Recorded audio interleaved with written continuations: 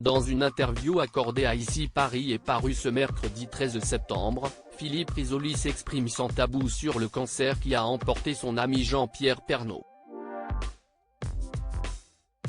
Il a joué au con, martèle-t-il auprès du magazine.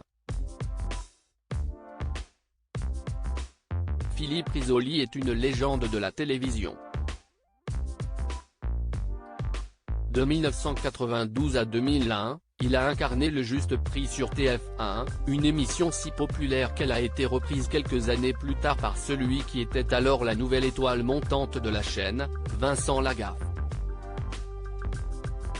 L'animateur de 70 ans, quant à lui, a quelque peu été laissé sur le carreau. Alors qu'il pensait que de nouveaux projets allaient lui être proposés par le géant de la télévision française, il s'est vu doucement être mis à la porte. Depuis, malgré quelques apparitions, notamment sur Gulli, il se fait plutôt discret sur le devant de la scène. C'était du moins vrai jusqu'à tout récemment puisque le mari d'Anne a sorti le 7 septembre dernier un livre dit bien à mon fils que je l'aimais, écrit en hommage à son père, qui s'est éteint en 2021 des suites d'un cancer.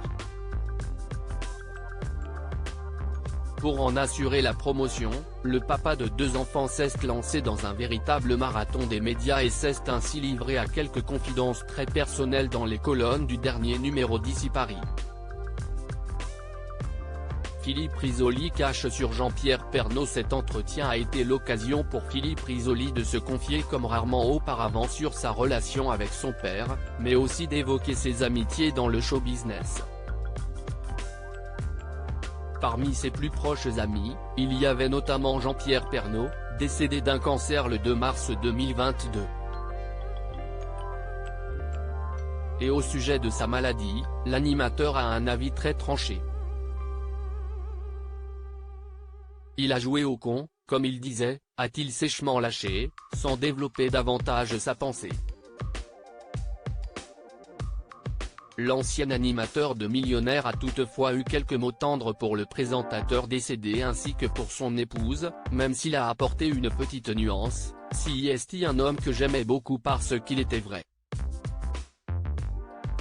On s'est beaucoup côtoyé quand j'ai partagé avec son épouse l'affiche de Piège à Matignon, la pièce qu'il avait écrite. J'ai gardé beaucoup de tendresse pour Nathalie, même si je ne suis pas toujours d'accord sur tout avec elle. Les goûts et les couleurs.